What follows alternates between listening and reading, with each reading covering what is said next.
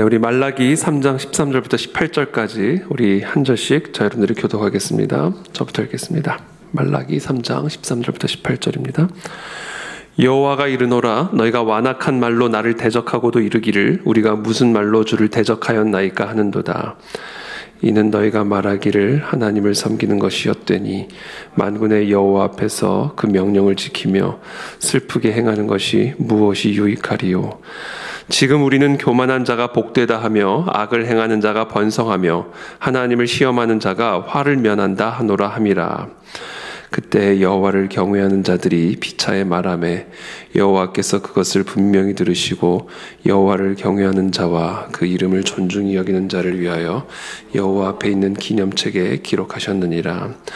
만군의 여호와가 이르노라, 나는 내가 정한 날에 그들을 나의 특별한 소유로 삼을 것이요 또 사람이 자기를 섬기는 아들을 아낌같이 내가 그들을 아끼리니 그때 너희가 돌아와서 의인과 악의를 분별하고 하나님을 섬기는 자와 섬기지 아니하는 자를 분별하리라. 아멘. 네, 오늘 말씀 말라기 말씀입니다. 여호와가 이르노라 13절에 너희가 완악한 말로 나를 대적하고도 이르기를 우리가 무슨 말로 주를 대적하였나이까 하는도다.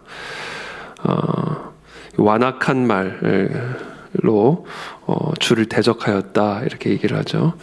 그러니까 하나님은 우리의 말을 들으시고 그리고 그 말로 이 대적을 느끼시는 분이다.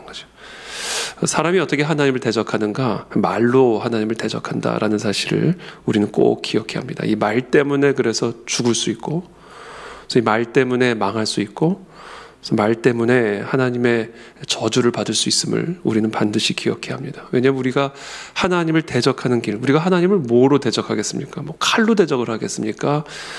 총으로 하나님을 대적하겠습니까? 사람이 하나님을 대적하는 법은 바로 우리의 말을 통해서다라는 사실을 반드시 기억하고 우리는 우리의 말을 조심해야 된다. 이 말 때문에 하나님의 심판과 저주를 받게 된다라는 사실을 우리는 반드시 기억해야 합니다. 그렇다면 이 사람들은 어떤 말로 하나님을 대적하였는가? 14절의 말씀입니다. 이는 너희가 말하기를 하나님을 섬기는 것이 헛되니 만군의 여호와 앞에서 그 명령을 지키며 슬프게 행하는 것이 무엇이 유익하리요. 이 하나님을 대적하는 말은 이런 말이다라는 것을 우리에게 가르쳐 줍니다. 하나님을 섬기는 것이 헛되니 만군의 여호와 앞에서 그 명령을 지키며 슬프게 행하는 것이 무엇이 유익하리요. 이와 같은 말이 하나님을 대적하는 말임을 우리는 기억해야 합니다. 하나님 섬기는 거 다 헛되다. 하나님 앞에서 우리가 하나님의 말씀, 명령을 지키며 슬프게 행하는 것이 이게 도대체 우리에게 무슨 유익이 있으리요? 15절에 지금 우리는 교만한 자가 복되다 하며 악을 행하는 자가 번성하며 하나님을 시험하는 자가 화를 면한다 하노라 함이라. 지금 이 말로 대적을 하는 이 사람들의 말이 하나님을 섬기는 건 다 헛되다. 만군의 여호와의 명령을 지키며 슬프게 행하는 것이 도대체 우리에게 어떤 유익이 있는가라는 이와 같은 말로 하나님을 대적하게 되는 좀 더 그 근간에 있는 그 이유를 15절에서 얘기하는 겁니다. 교만한 자가 복을 받는 걸 보면서 이런 말이 나오는 거예요. 하나님의 명령을 지키지 않고 악을 행하는 자가 오히려 번성하는 모습을 보면서 하나님을 섬기는 거 이거 헛되다. 하나님을 시험하는 자들이 오히려 화를 면하고 있음을 바라보면서 이거 뭐 하나님 섬기고 하나님 명령 지키는 거 이거 뭐 도대체 우리에게 무슨 유익이 있으리요? 우리는 이렇게 하나님을 섬기는데도 어려움을 경험하고 슬프게 다니는데 저 교만한 자가 복을 받고 있고 악을 행하는 자가 번성하고 있고 하나님을 시험하는 자는 화를 면하는데 도대체 우리는 이게 뭐냐? 하나님을 섬기는데도 복을 받지 못하고 있고 여호와 앞에서 그 명령을 지키는데도 불구하고 번성하지 못하고 화를 면하지 못하고 있으니 도대체 하나님을 섬기는 것이 무엇이 유익이리요? 이렇게 하는 말이 하나님을 대적하는 것이다. 이와 같은 말을 이렇게 지금 하나님을 대적하고 있는 이 하나님을 대적한 이 완악한 말이란 한마디로 뭐냐? 불평이다라는 겁니다. 불평. 사람들은 이 불평을 가볍게 생각하는데 여러분, 이 불평은 하나님을 대적하는 완악한 말임을 우리는 기억해야 합니다. 그래서 우리는 습관적으로 우리 입에서 이 불평이 나오지 않도록 우리는 정말로 조심해야 됩니다. 우리는 불평할 때마다 그것이 곧 하나님을 대적하는 말이라는 사실을 꼭 기억하고 정말 두렵고 떨리는 마음으로 우리의 입에서, 이 마음에서 이 불평을 온전하게 제거해야만 한다라는 것이죠. 그래서 이들은 왜 이렇게 불평을 했을까? 복을 따라가면요, 불평을 하게 됩니다. 번성을 따라가게 되면, 모든 일에 있어서 화를 면하는 일만을 따라가고자 한다면 우리는 하나님을 섬기는 것이 헛된 것처럼 느껴지게 되고, 하나님의 명령을 지켜 행하는 것이 우리에게 무익한 것처럼 느껴지게 됩니다. 그러니까 사실은 마틴 루터가 말한 것처럼 그 사람이 참된 그리스도인인가 아니면 비그리스도인인가를 구별하는 기준이 있는데, 그 기준은 바로 이 감사다, 이렇게 얘기합니다. 감사. 그러니까 우리가 모든 일에 있어서 하나님을 따라가게 되면 우리의 마음속에 이 감사를 갖게 되는 것이고요, 모든 일에 있어서 복을 따라가고 번성을 따라가고 화를 면하는 일을 따라가고자 한다면 우리 마음에는 끊임없는 불평과 불만이 일어나게 될 것이다. 그리고 우리는 그때 하나님을 결국은 대적하는 그런 사람의 자리에 서게 된다라는 사실을 우리는 반드시 기억해야 합니다. 16절에 그때 여호와를 경외하는 자들이 피차에 말하매, 그렇죠? 자, 지금까지는 이 완악한 자의 말을 우리에게 들려주셨습니다. 이 완악한 자, 하나님을 대적하는 자들은 어떤 말을 하는 사람인지를 설명해 주셨다면, 이제 16절에서는 여호와를 경외하는 자, 여호와를 예배하고 여호와를 찬양하는 자들이 어떤 말을 하는지를 우리에게 보여주고 계십니다. 그때 여호와를 경외하는 자들이 피차에 말하매, 여호와께서 그것을 분명히 들으시고 여호와를 경외하는 자와 그 이름을 존중히 여기는 자를 위하여 여호와 앞에 있는 기념책에 기록하셨느니라. 그렇죠. 그래서 여호와를 경외하는 자들은 이 불평과 정반대의 말을 합니다. 그것은 바로 감사다. 전능하신 하나님, 우리를 사랑하신 하나님 아버지, 그 하나님 아버지만을 따라가는 자면 우리는 모든 상황 속에서 그 하나님으로 인해 감사를 드리는, 그렇죠? 상황과 환경으로 인해서가 아니라 무화과 나무에 열매가 있다 해서 감사하는 것도 아니요, 또 없다 해서 감사하는 것도 아니요, 그냥 하나님으로 인해 감사하는 자, 이게 여호와를 경외하는 자. 외양간에 소가 있다고 해서 감사드리고 없다고 해서 불평하는 것이 아니라 그냥 여호와로 인해 감사드리는 삶, 이것이 바로 여호와를 경외하는 자들이다라는 겁니다. 우리 인간은 하나같이 상황과 환경에 따라 우리의 감정들이 요동을 치는 것도 사실이고, 또 우리의 상황과 환경에 따라 감사한 마음과 또 불평스러운 마음들이 올라오는 것은 그건 어쩔 수 없는 인간의 본성입니다. 그러나 참으로 여호와를 경외하는 자들은 그런 본성대로 우리의 감정이 요동을 치도록 내버려 두지 않는다. 우리가 정말로 하나님을 경외하고 정말 우리가 하나님이 살아계심을 믿는 자들이라고 한다면, 그와 같은 상황과 환경에 따라 우리의 감정이 요동을 칠 때 그 하나님을 경외함으로, 그 하나님을 믿음으로, 그 하나님을 사랑함으로 상황에 따라 요동치는 그 요동의 감정들을 누르고 우리의 그 하나님을 향한 그 감사하는 마음을 지켜낼 수 있다. 그것이 우리가 여호와를 경외하는 것이고 그것이 예배다라는 겁니다. 저는 오늘 시간 축복합니다. 상황과 환경에 따라 요동을 치는 우리의 감정을 여호와를 믿는 믿음으로 인하여, 여호와를 경외함으로 인하여 감사하는 마음으로 올려드리는 그런 감사의 제사를 드리는 저와 여러분들이 되시기를 예수 그리스도 이름으로 축복합니다. 여호와를 경외하는 자와 그 이름을 존중히 여기는 자를 위하여, 이게 하나님을 감사드리는 자예요. 여호와를 경외하는 것, 그 이름을 존중히 여기는 것은 감사로 나타납니다. 감사. 근데 그 감사하는 자를 보시고 하나님이 어떻게 대응을 하시는가, 반응하시는가? 여호와 앞에 있는 기념책에 기록하셨느니라. 기념책, remembrance, 기억책이네요. 기억책. 하나님이 이렇게 기억하신다라는 얘기예요. 그 사람의 감사를 기억하신다라는 겁니다. 기억한다는 건 이게 감동이 되면 기억이 됩니다. 그러니까 하나님에게 마음에 감동을 주는, 그래서 하나님으로 하여금 내 이름 석자를, 내 그 감사를 기억하게 한다. 이게 얼마나 감사한 일이고 기쁜 일이고 영광스러운 일입니까? 그러니까 우리가 하나님께 감사를 드릴 때마다 하나님이 그거를 기억하신다라는 거예요. 그래, 네가 그런 상황에서 나에게 감사했지? 그래, 네가 그런 환경 속에서도 나에게 감사를 드렸지? 이거를 하나님이 기념책에 기록하신다, 기억하신다.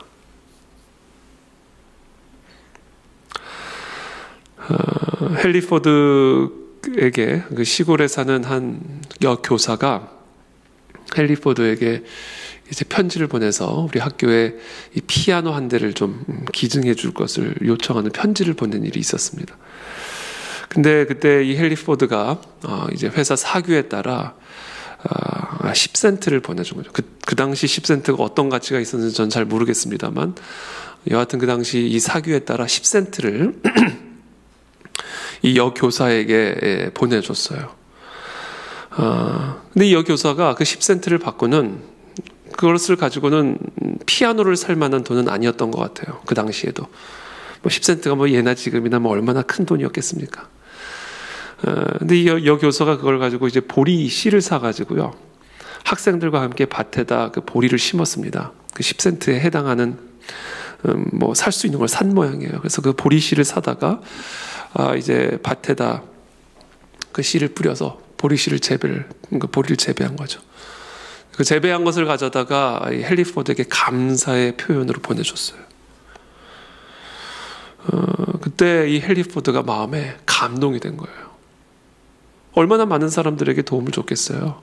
그럼 얼마나 많은 사람들이 도움을 요청했겠습니까? 그러니까 그 사규가 있었겠죠. 그러니까 모든 사람들에게 공평하게 적용이 되는 그 사규 속에서 이 선생님이 이 학생들과 함께 재배한 그 보리를 감사의 마음으로 다시금 우리 헨리 포드에게 보내줬을 때, 그때 헨리 포드가 감동을 받아가지고요, 제가 지금 정확하게 액수는 잊어먹었는데 상당한 거액을 그 학교에 기증을 한 일이 있었습니다. 여러분, 이게 사람의 마음이고요, 이게 하나님의 마음입니다. 10명의 그 문둥병자를 예수님이 고쳐주시죠. 다 하나같이 살려달라고, 다 같이 하나같이 달려들어가지고 고쳐달라고 그냥 예수님에게 부르짖습니다. 예수님이 다 고쳐주셨단 말이에요. 깨끗하게. 그리고는 다 돌아간 거야, 다 자기 길로. 근데 한 명만 예수님에게 돌아와서 감사의 제사를 드리며, 이 누가는 이렇게 기록해요. 하나님께 영광을 돌렸다. 그때 예수님이, 아니 10명이 다 고침을 받았는데 감사를 드리러 오는 자는 왜 너 한 명밖에 없느냐? 그러면서 뭐라고 말씀하셨는지 아세요? 네 믿음이 너를 구원했다. 이렇게 얘기하십니다. 그러니까 10명이 다 고침을 받았지만, 10명이 다 예수 그리스도의 기적을 경험했지만 한 명만 구원을 받은 거예요. 한 명만 믿음이 있었고, 한 명만이 오직 하나님께 영광을 돌렸던 것입니다. 아마도 10명 고침을 받은 그 10명 가운데 그 9명은 다 나가서 막 자기가 고침받은 것들을 사람들에게 자랑했을 거예요. 예수님이 나를 고쳐줬다.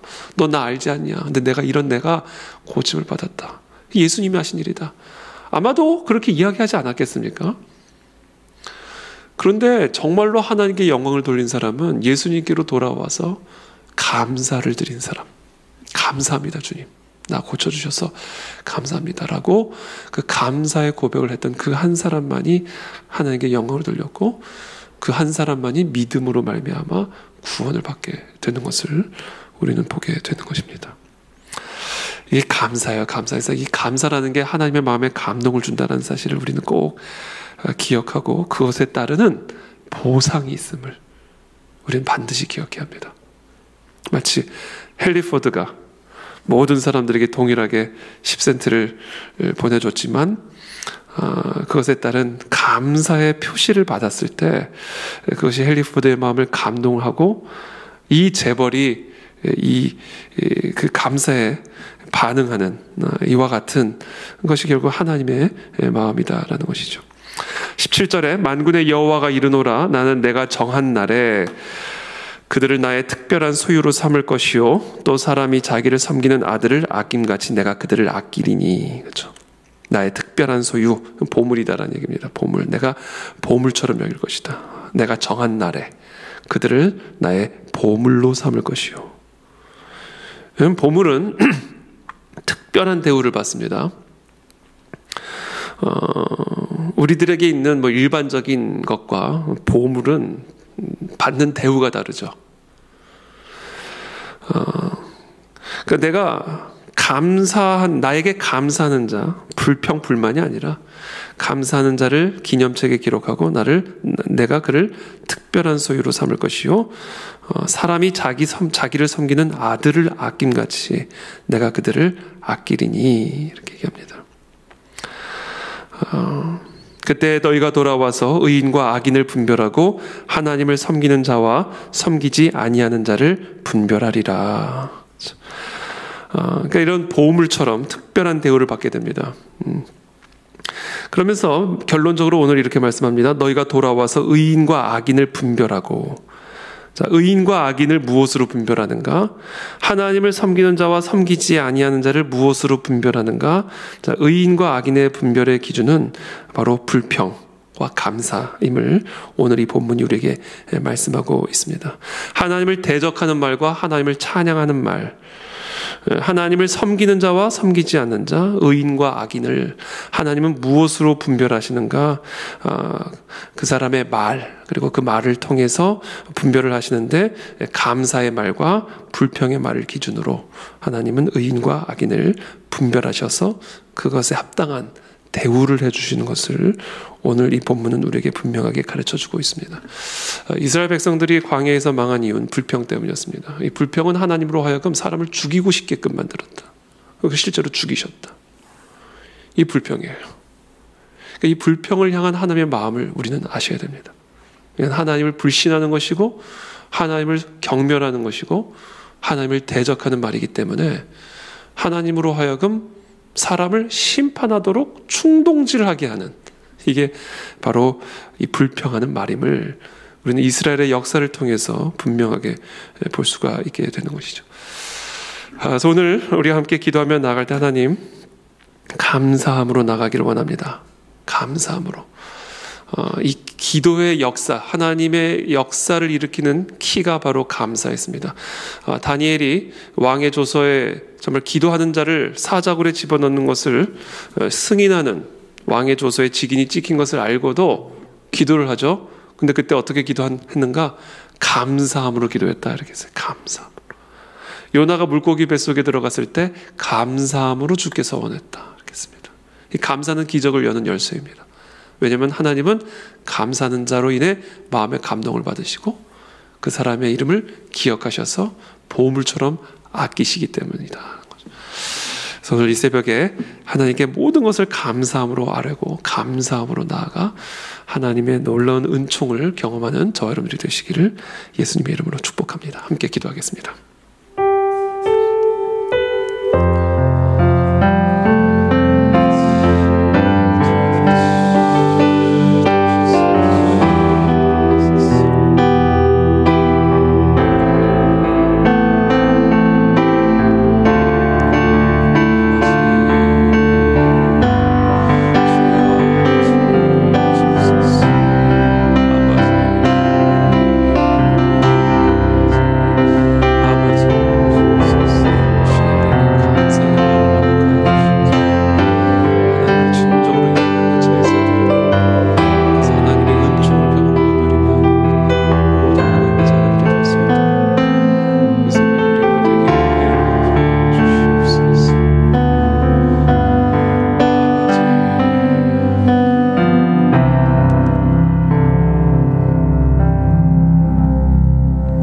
살아계신 하나님 감사합니다. 오늘 우리에게 주시는 이 말라기의 말씀, 하나님을 대적하는 말과 하나님에게 감동을 주는 말에 분별이 어떤 기준으로 분별되어지는지를 오늘 이 새벽에 우리가 함께 나누었습니다. 하나님, 정말 하나님은 살아계시고 하나님은 온 하늘과 모든 땅의 권능을 가진 전능하신 하나님이시며 우리를 하나님 아들로 딸로 사랑하시는 우리의 아버지 되심을 우리가 이 시간 기억하고 하나님께 범사에 감사함으로 예배드리고 기도하는 이 새벽이 되게 도와주시고 우리의 삶에, 우리의 심령에, 우리의 마음에 이 모든 불평의 마음을 온전하게 소멸시켜 주시어서 우리의 삶에 베풀어 주시는 그 하나님의 은총과 기적의 역사들을 경험하고 누리는 모든 하나님의 자녀들이 될 수 있도록 우리 모두에게 은혜를 베풀어 주시옵소서. 감사하며 예수 그리스도의 이름으로 기도하옵나이다. 아멘.